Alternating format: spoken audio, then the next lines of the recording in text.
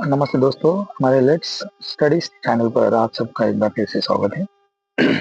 आज हम फिर से एक नए वीडियो के साथ आपके सामने हैं और ये teaching attitude previous year MCQs का पार्ट 2 है।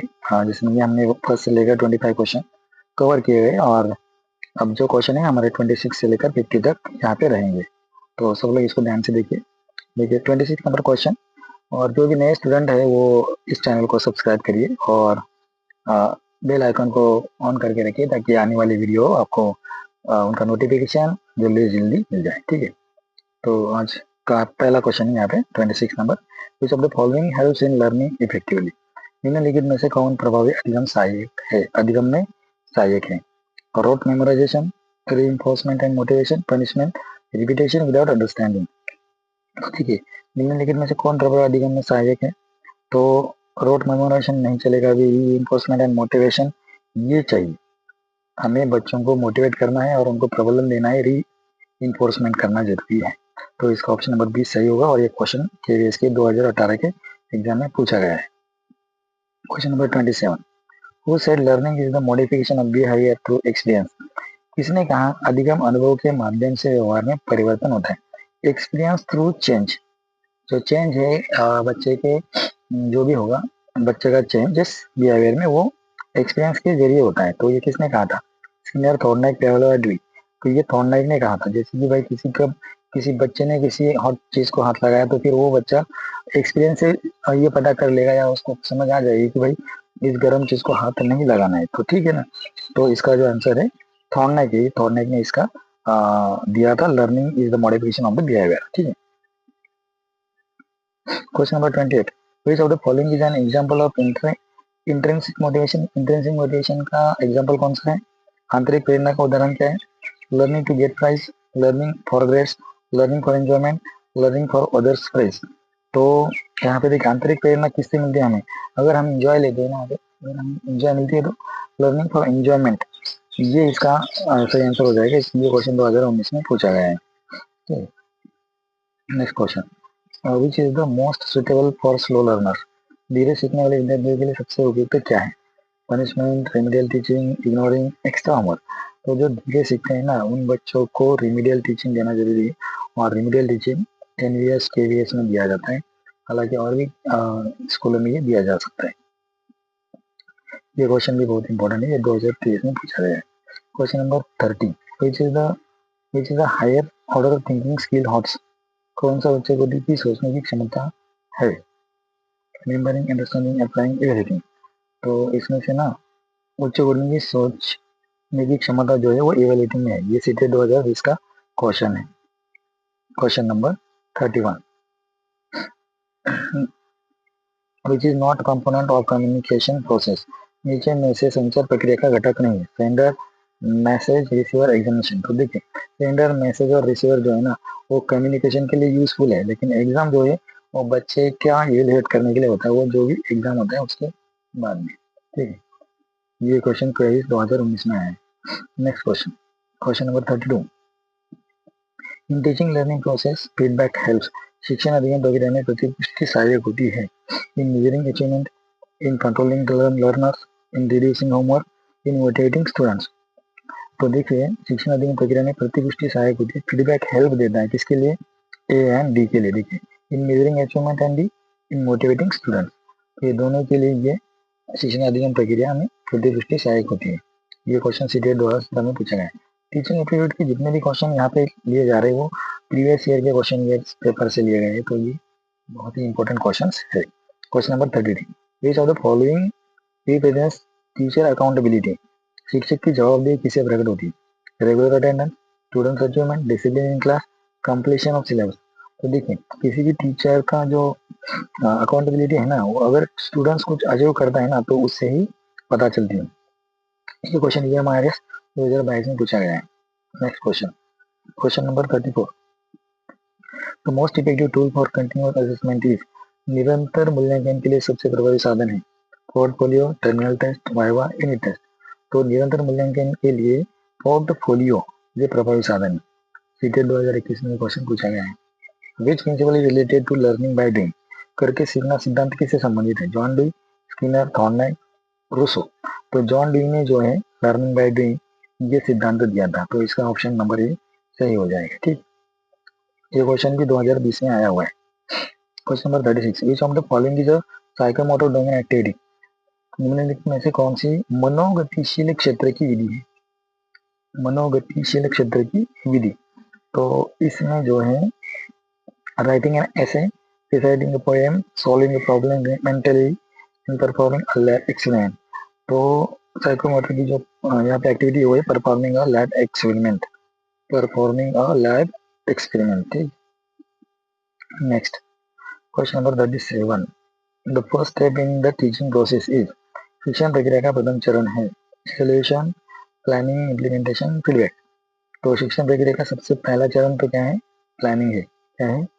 प्लानिंग। प्लानिंग के बिना टीचिंग हो ही नहीं सकती, सबसे पहले टीचर को प्लानिंग करना पड़ता है। क्वेश्चन नंबर 38, ये सीटेड 2019 में आया हुआ। Which method is best for teaching moral values. नैतिक मूल्यों के शिक्षण के लिए सबसे उपयुक्त विधि है lecture, story telling, memorisation, dictation. तो देखिए नैतिक मूल्य जो भी होते हैं ना, अगर हम बच्चों को अच्छी अच्छी स्टोरीज बताएंगे तो उसके अंदर जो है मॉरल वैल्यूज क्या हो जाएंगे? इनकलकेट हो जाएंगे। स्टोरी टेलिंग, और जैसे कि रामायण की स्टोरी बता दिया, जैसे कि श्री कृष्ण की स्टोरी बता दिया, तो ऐसे अलग अलग स्टोरी बताने से बच्चों के अंदर बहुत सारे वैल्यू जो है इनकलकेट हो जाएंगे। ठीक है, question number 39, which teaching skill is improve through micro teaching. Micro teaching से कौन सी शिक्षण कौशल सुधारी जाती है? Explanation, lecture, writing on board, discipline control. तो माइक्रो टीचिंग से कौन सी शिक्षण कौशल सुधारी जाती है? तो वो एक्सप्लेनेशन। हमारा जो एक्सप्लेनेशन है, एक्सप्लेनेशन एकदम बेहतर होता है, क्योंकि माइक्रो टीचिंग में हर एक छोटे छोटे पॉइंट्स पे क्या किया जाता है? स्टडी किया जाता है, वहाँ पे हमें बताया जाता है कि इस टॉपिक को कैसे प्रेजेंट किया जाता है। तो एक्सप्लेनेशन जो है हमारा वो सही हो जाता है। तो ये क्वेश्चन सीटेड 2018 में आया हुआ है। ठीक, question number 40, which is not the principle of child development. बाल विकास का सिद्धांत कौन सा नहीं? Development is sequential, development is uniform in all children, development continues throughout life, development is influenced by heredity and environment. तो देखिए development is uniform in all children, तो नॉट बोला है, which is not principle of child development. तो development is uniform in all children तो नहीं, uniform एक जैसा नहीं होता है। डेवलपमेंट जो है वो सभी चिल्ड्रंस में क्या होता है?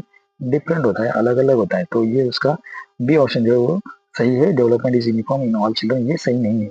ये मेरे 2017 में क्वेश्चन पूछे। Next question, question number 41, according to पियाजे the stage of abstract thinking begins at. पियाजे के अनुसार अमूर्त चिंतन की अवस्था प्रारंभ होती है। तो एब्स्ट्रैक्ट थिंकिंग जो वो कब स्टार्ट होती है? तो ऑप्शन दिए है sensory motor, pre operational, computer operational, formal operational. तो इसमें देखिए, इसमें जो सही आंसर है वो है फॉर्मल ऑपरेशनल। और ये जो स्टेज है ना, इसमें बच्चा थिंकिंग करना स्टार्ट कर देता है।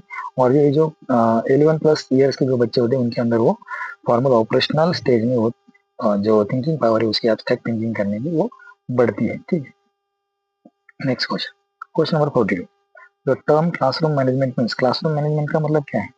क्लासरूम मैनेजमेंट का मतलब क्या है? कक्षा प्रबंधन का अर्थ क्या है?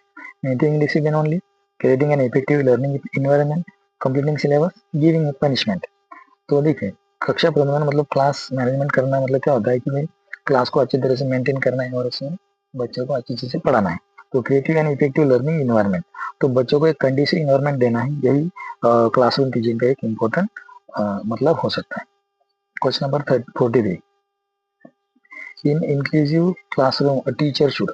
समावेशी कक्षा में शिक्षक को चाहिए कि focus only on bright students, ignore special children, adopt teaching as per needs of all learners, teach fast. तो समावेशी कक्षा में शिक्षक को क्या करना चाहिए कि भाई adopt teaching as per needs of all learners. जो लर्नर्स है उनका अलग अलग लेवल होता है, तो उसके अकॉर्डिंग एक टीचर को जो है एक मिनिमम लेवल का एक प्रोग्राम रखना चाहिए, उसी अकॉर्डिंग उसका स्पीड भी होना चाहिए पढ़ाने के लिए, ताकि सभी बच्चों को चीज समझ में आए। ठीक है, question number 44, which of the following is related to motivation in learning. निम्नलिखित में से कौन सा अधिगम प्रेरणा से संबंधित है? Interest, attention, goal orientation, all of these. तो interest, attention, goal orientation, all of these, ये किसे रिगार्डिंग है? अधिगम प्रेरणा से रिगार्डिंग है, संबंधित है। Question number 45, which gave who gave the concept of learning by trial and error. प्रयास और भूल द्वारा अधिगम की संकल्पना किसने दी? थॉर्नडाइक, कैवलर, स्किनर, कोहलर। तो प्रयास ट्रायल एंड एरर मेथड जो है वो थॉर्नडाइक ने दिया हुआ है, बहुत इंपॉर्टेंट मेथड है ये, ठीक है। Next question, question number 46, which one is the best method to develop creativity, सृजनशीलता विकसित करने की सर्वोत्तम विधि कौन सी है? Lecture method, project method, drill method, dictation. तो सृजनशीलता विकसित करने की सबसे बड़ी मेथड है project method. Question number 47, scaffolding in learning means, अधिगम में स्कैप होल्डिंग का अर्थ है providing support to learner till mastery, giving punishment, ignoring error, providing homework. Giving punishment, ignoring errors और प्रोवाइडिंग होमवर्क ये तो स्कैप होल्डिंग में नहीं आएंगे। और providing support to learner till mastery, जब तक कि बच्चा सभी चीजें सीख ना जाए तब तक उसको सपोर्ट प्रदान करना ये टीचर का काम है और उसी को स्कैप होल्डिंग बोलते हैं। Question number 48, which of the following is not a characteristic of constructivistic classroom, निम्नलिखित में से कौन रचनावादी कक्षा की विशेषता नहीं है? Collaboration, exploration, teacher domination, reflection. तो निम्नलिखित में से कौन रचनावादी कक्षा की विशेषता नहीं है? तो टीचर डोमिनेशन जो है वो क्लासरूम में नहीं होना चाहिए, नहीं तो टीचिंग लर्निंग प्रोसेस जो है वो वन वे हो जाएंगी, ठीक है, या तो फिर लेक्चर मेथड बन जाएगी बस। तो इसके लिए टीचर डोमिनेशन वो नहीं होना चाहिए। Question number 49, in classroom if student gives wrong answer the teacher should, यदि छात्र गलत उत्तर देता है तो शिक्षक को punish immediately, laugh at the student, encourage and guide towards correct answer, ignore the student. तो देखिए शिक्षक कभी भी बच्चे ने अगर गलत आंसर दिया तो उसके लिए डांटेगा नहीं, पनिशमेंट नहीं देगा, या तो बच्चों को हंसने के लिए बोलेगा नहीं। तो टीचर क्या करेगा, encourage and guide towards correct answer, तो टीचर जो है वो करेक्ट आंसर के लिए बच्चों को गाइड करेगा। तो इसका ऑप्शन नंबर सी सही हो जाएगा, encourage and guide towards correct answer. ये सीटेट 2020 में आया question. Question number 50, the most suitable way of maintaining discipline is, अनुशासन बनाए रखने का सबसे उपयुक्त तरीका है fear of punishment, mutual respect and democratic attitude, strict control, scolding students. अनुशासन बनाए रखने का सबसे उपयुक्त तरीका क्या होता है? Mutual respect and democratic attitude. जो टीचर होगा, टीचर का और स्टूडेंट का भी म्यूचुअल रिस्पेक्ट होना चाहिए और डेमोक्रेटिक एटीट्यूड होना चाहिए। टीचर का क्या होना चाहिए, डेमोक्रेटिक एटीट्यूड होने से सभी बच्चे जो है वो अच्छे से पढ़ाई में मन लगा कर रहेंगे। तो mutual respect and democratic attitude यहाँ पे होना चाहिए। तो ये क्वेश्चन एनबीए 2018 में पूछा गया था। तो ये हुए आज के 25 क्वेश्चन, और इससे पहले वीडियो में हमने 25 क्वेश्चन दिए, तो 50 इंपॉर्टेंट वीडियोस की सीरीज हमने यहाँ पे कंप्लीट की। और भी आने वाले सेशन में बहुत सारे वीडियोस आएंगे आपको, तो आप हमारे चैनल को सब्सक्राइब करिए और बच्चों अपने दोस्तों के साथ इसको शेयर करें, ठीक है। धन्यवाद।